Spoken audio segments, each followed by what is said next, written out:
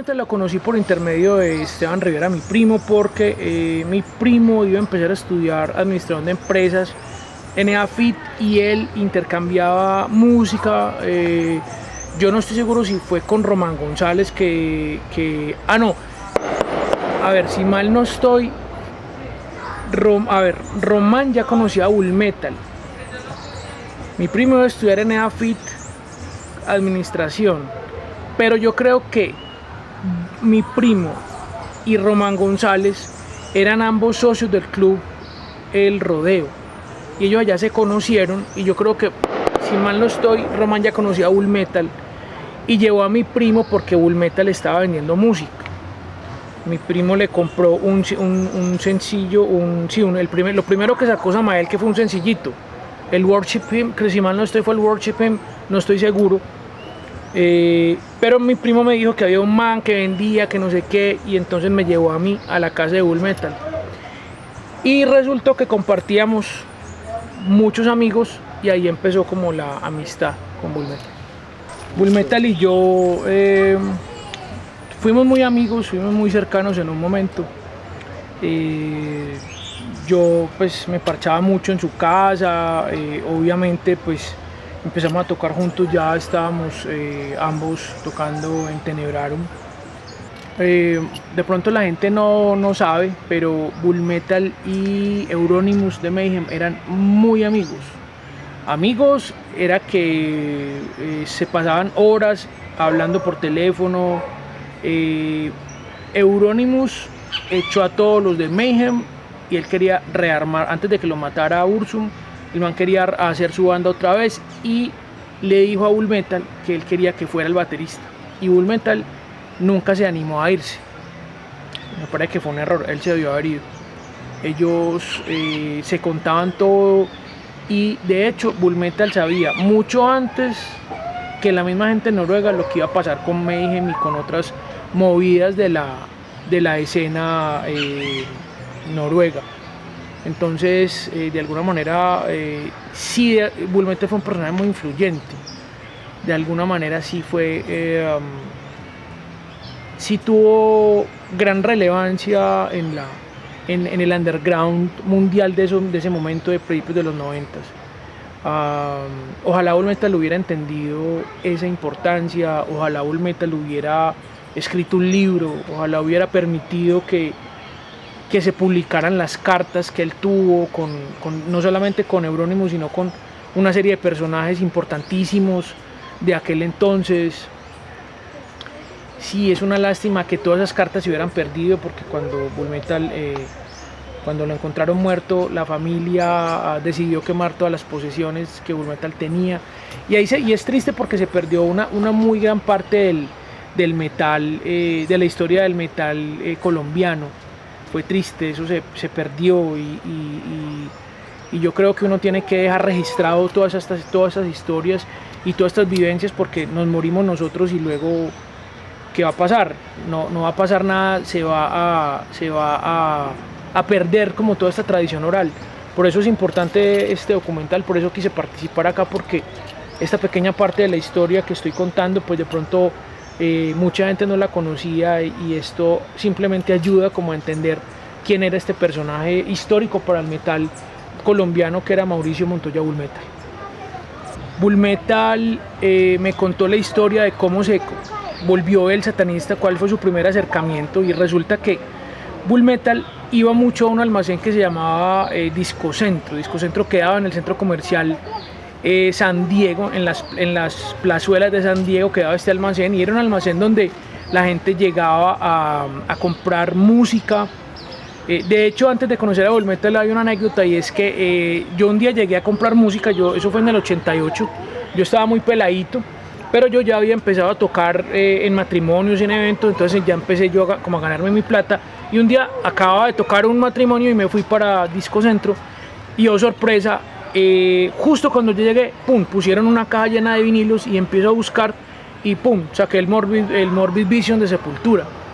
Entonces yo lo agarré de una, lo compré y me lo llevé, y a los 3 minutos llegó Bull Metal por ese disco y no lo encontró. Fue muy gracioso porque un niño le ganó ese disco, le ganó de mano ese disco a semejante coleccionista de música, que por cierto quedó muy ofendido con eso, pero de malas. Bueno, Bull Metal, saliendo de Disco Centro, se le arrimó, esto que voy a contar, me lo contó Bull Metal a mí. Entonces, él me contó que saliendo de Disco Centro se encontró, alguien lo paró, alguien de un carro muy lujoso lo paró y le preguntó si él quería conocer sobre satanismo, y Bull Metal dijo que sí. Se quedaron de encontrar al día siguiente, él cuenta que lo montaron a un carro muy lujoso, que le vendaron los ojos y le dieron vueltas por todo Medellín para embolatarlo. Finalmente, cuando le quitaron la venda de los ojos, estaba en un búnker en el Poblado. Él dice que era una mansión en el Poblado. El Poblado es el barrio, pues, tradicionalmente de los ricos de Medellín. Y él dice que había alrededor de 30 personas ahí, entre hombres y mujeres. Y esa fue la forma en que Bull Metal empezó en el satanismo. Eso me lo contó él a mí. El juramento para, digamos, empezar como en este mundo oscuro fue que en una copa de cristal, y él hizo un juramento con un vino, no sé, no recuerdo bien cómo fue, pero el caso es que él tenía esa copa de cristal en su habitación. Uno iba a la casa de Bull Metal y ahí estaba, la copita estaba ahí. Yo no tengo forma de corroborar la información que me dio Bull Metal. De acuerdo a su testimonio, a lo que él me contó a mí ya hace 30 años, era que las personas que lo contactaron no eran del gremio rockero, no eran rockeros, de hecho eran personas muy prestantes de la sociedad paisa, abogados, arquitectos, ingenieros, médicos, o sea, era la élite de la ciudad. Entonces es un tema que obviamente, aclaro, a mí no me consta, yo simplemente estoy contando lo que me contaron a mí hace 30 años, porque no quiero, o sea, no estoy acusando a nadie y no me quiero meter en ese chicharro. Bull Metal, de alguna manera yo me sentí un poco traicionado por Bull Metal, porque él me hizo a mí varias cagadas a título personal, yo las tomé muy personales. Una de esas cosas malucas fue que cuando Tenebraron me iba a sacar el Blood and Tears, él me propuso que nos asociáramos, que lo sacáramos juntos, bajo el sello de War Master y bajo el sello mío, que era Voodoo Records en ese momento, que lo hice exclusivamente para ponerle algo ahí a los títulos de Tenebraron. Y nosotros grabamos, tanto Tenebraron como Tifón, grabamos en el mismo estudio, que era Ensamble MIDI Track, que era un estudio era el mejor estudio que había aquí en ese momento. Yo creo que Bull Metal se interesó en el estudio después de que Tenebraron grabó ahí Blood and Tears. Nosotros grabamos como a mitad de año, ellos grabaron como a final. De alguna manera hubo como un cierto grado de tensión ahí, no de parte mía, pero sí de parte de Bull Metal, porque iban a salir como muy cerca las dos producciones y él estaba como estresado. Finalmente Bull Metal me prometió que lo íbamos a sacar en coproducción y él nunca me dio plata, no me dejó embalado con eso. Tuve que sacar el Blood and Tears yo solo y no fue como tan chévere. Entonces eso fue una de las cosas que de alguna manera como me empezó como a alejar a mí de Bull Metal. Luego, con los años, de acuerdo al testimonio de Alex Barsut, me enteré que Bull Metal me tenía en alta estima, que en algún momento pensó sacar un split de Tenebraron con Tifón, con su disquera War Master, etc. Me sorprendí mucho, me alegré mucho y de alguna manera sentí que le di un cierre como a esa situación. Yo cumplí 18 años el 24 de febrero y uno de los invitados a esa pequeña reunión que hice en mi casa fue Bull Metal. Fue muy teso porque a Bull Metal habían combos de metaleros que le llevaban la mala de alguna manera.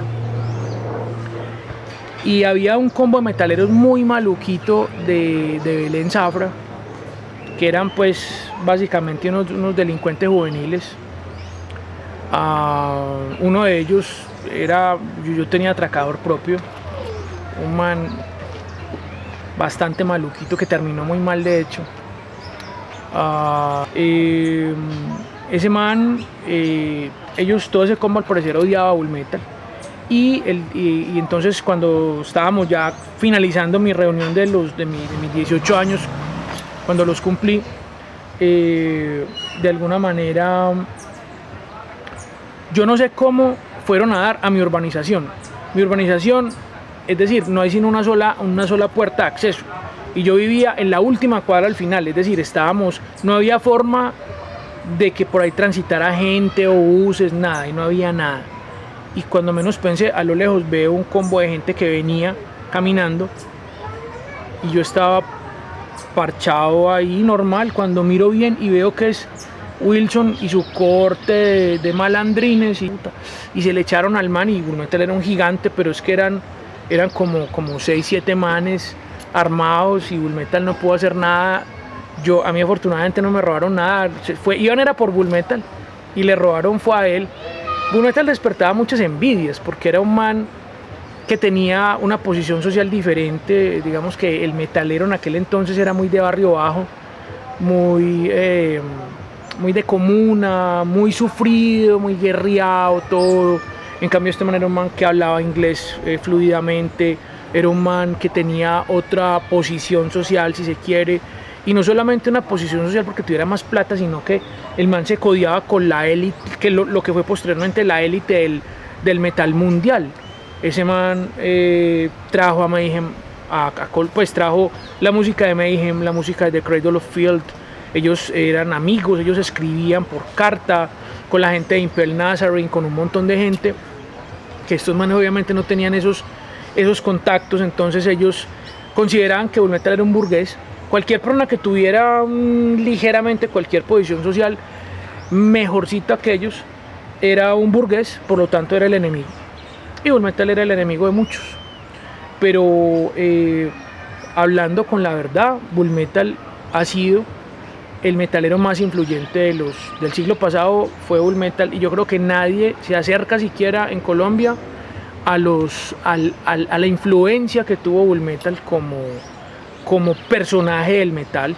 Bulmetal tocó, por citar solo algunas, fue baterista de Tenebrarum, fue baterista de Masacre, fue baterista de Neurosis, fue baterista de Agresor.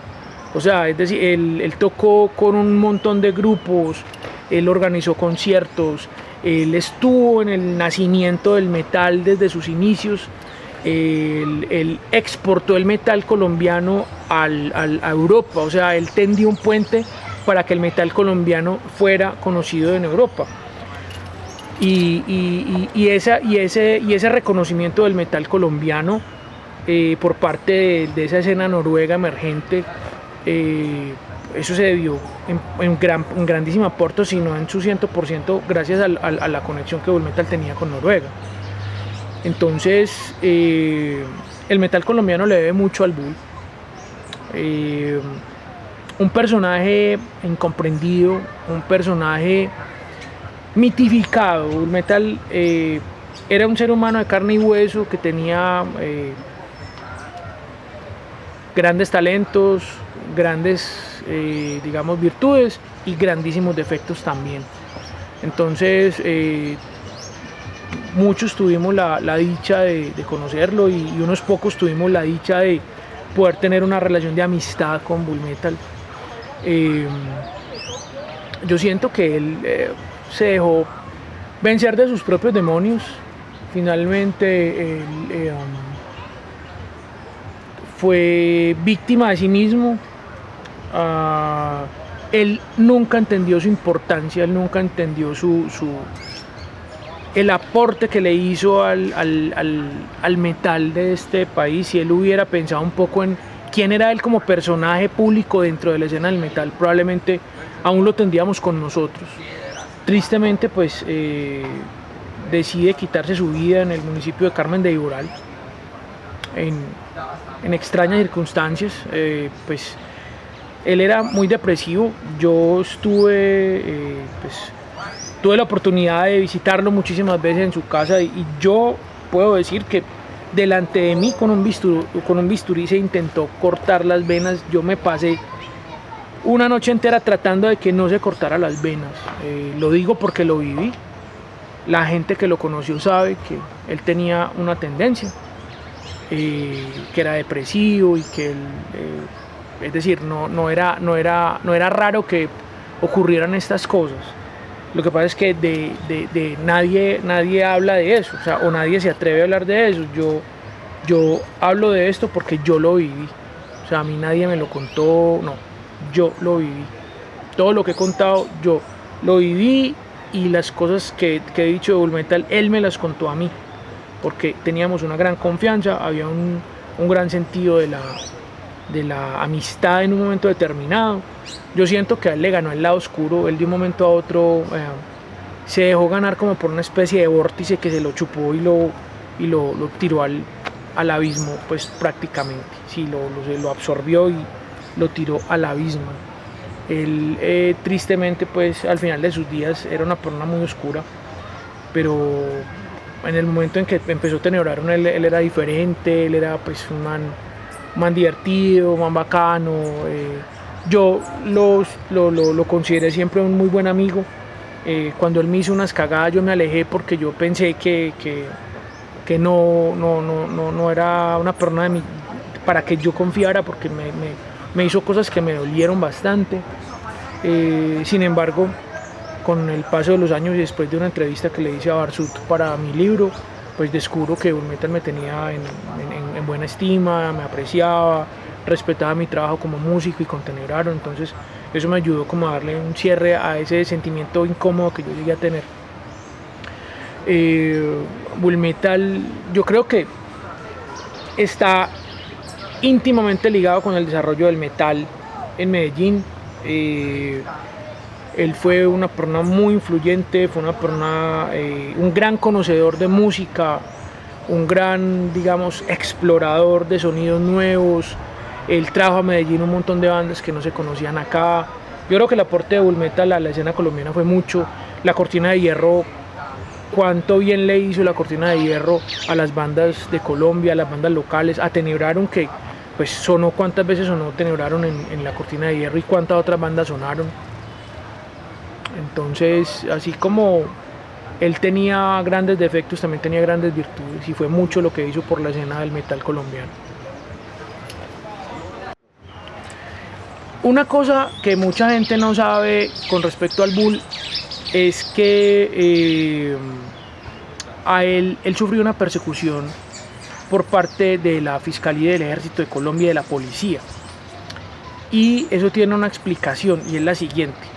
A mitad de los 90, entre el 95 y el 99, hubo una gran cantidad de niños muertos en Colombia, de formas muy horribles, y pensaron que era una muerte, que eran muertes rituales, que habían, digamos, que un grupo satánico estaba matando niños. La policía, en medio de su ignorancia en aquel entonces, concluyó que tantos niños muertos no podían corresponder a una sola persona, sino que estaba un grupo organizado matando niños con fines rituales. Entonces dijeron, ¿quién es él? A ver, ¿quiénes son los satanistas de aquí a Colombia? Y descubrieron que Bull Metal era el diácono para Sudamérica de la iglesia de Anton Sándor Lavey. Entonces empezó una persecución muy brutal contra Bull Metal. Ellos sufrieron allanamientos del ejército, de la fiscalía, de la policía. Empezaron a interceptar sus correos y lo empezaron a acorralar, porque él vivía de los discos que vendía, del material que le llegaba, y a él lo empezaron a acorralar y a él le tocó perderse. Lo que la policía no sabía en ese momento era que los muertos pertenecían a Garavito. Garavito dejó una estela de niños muertos entre Colombia y Ecuador, y se la estaban endilgando a Bull Metal. Bull Metal tuvo que vender su biblioteca, su discoteca, él vendió todo, dejó algunas cosas, si mal no estoy, y entre lo que él vendió, yo le compré 2 libros. Uno se llama Los versos satánicos, del escritor británico Salman Rushdie, y un libro sobre la historia, una obra de historia de los vikingos. En inglés ambos libros, que conservo yo en mi biblioteca muy orgullosamente. A mí, la verdad, el final de Bull Metal, yo siempre supe cómo iba a ser. Yo siempre supe que él se iba a quitar la vida, pues porque lo había intentado muchas veces, y él de alguna manera Él era un poco manipulador, porque él, cuando en la época en que empezó Tenebraron, pues éramos un grupo de peladitos de 17 y 18 años y él nos manipulaba con eso, no, me voy a suicidar, no, Bulmetal se va a suicidar, corran, corran, vamos a ayudarle. Como amigo intenté pues apoyarlo en lo que pude. Bulmetal se dedica 100% al satanismo, él se mete cada vez más de lleno y finalmente él tiene como su grupo de amigos con los que comparte esta creencia y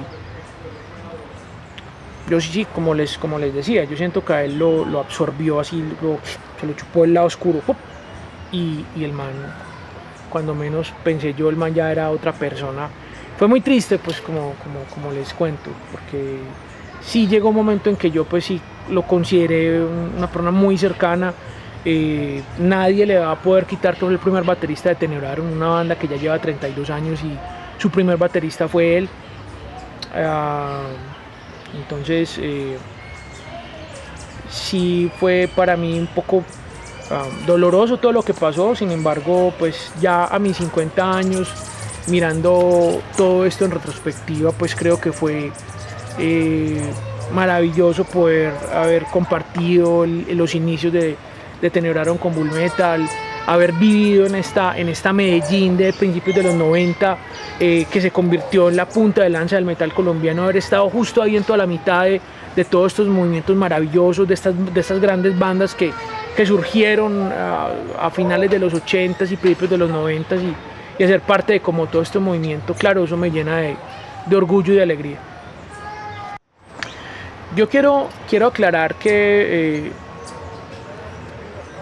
no todo fue, digamos, negativo con respecto a Tenebraron. O sea, Bulmetal, yo le debo agradecer a Bulmetal que la Cortina de Hierro se encargó de que la gente conociera a Tenebraron cuando salió el demo, cuando salió, en fin, la gente nos conoció, o mucha gente del país nos conoció, porque mucha gente en Colombia escuchaba la Cortina de Hierro y gracias a Bulmetal pudimos ser conocidos afuera. Entonces es una cosa que yo tengo que agradecerle a Bull, ¿no es cierto? Así como hubo cosas que no fueron tan bacanas, sí él de alguna manera, no solamente a nosotros, sino a muchas bandas locales las impulsó a través de esto.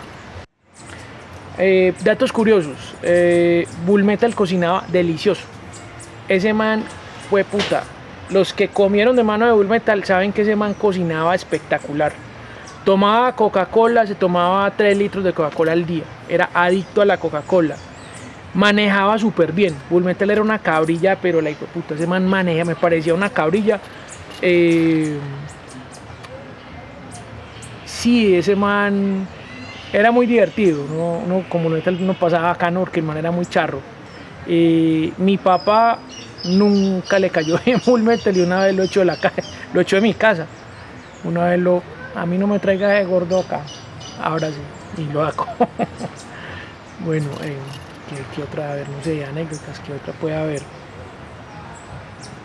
Una anécdota. Tenía una escopeta que se llama, el papá tenía una escopeta de doble cañón y la escopeta se llamaba Josefina, así la llamaba Bulmetal, la Josefina, la tenía detrás de la puerta. ¿Qué me vas a preguntar? Anécdotas así cuando salían a conciertos. Bulmetal estuvo en el primer concierto donde yo toqué guitarra.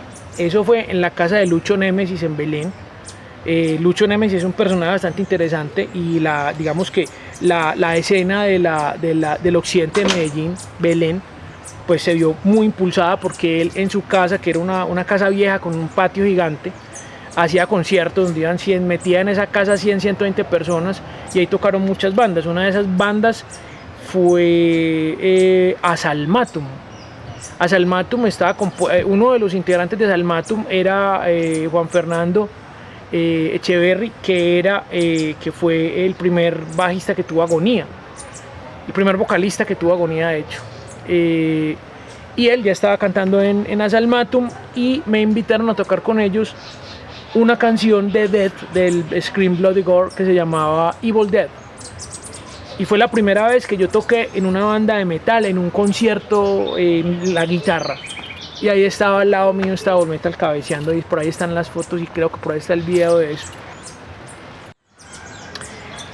yo no sé si ya les han contado cómo era tocar con Bull Metal, pero tocar con Bull Metal era una chimba porque el man era baterista y tenía digamos, unas nociones muy claras de cómo se debía tocar el instrumento. Tenía una muy buena batería cuando tocó en Tenebrorum, era una Ludwig color blanco. Y me parecía una chimba porque el man tenía unos rototoms. Y eso me parecía la locura china porque en un disco de Creator ellos tocaban con rototoms y este man los tenía, no, fue puta. Era una cosa loca. Y era yo recuerdo que era muy bacano porque el man tenía un ritmo muy estable, o sea, se sentía con mucho ponche. A mí me gustaba mucho tocar con Bull. Intentamos luego armar otra banda, de hecho armamos Pagan Fears, que la armamos con Gustavo Álvarez, que fue el vocalista de Pagan Fears. Inicialmente éramos Bull Metal, Gustavo y yo, y yo le puse el nombre a Pagan Fears, el nombre lo puse yo, casualmente.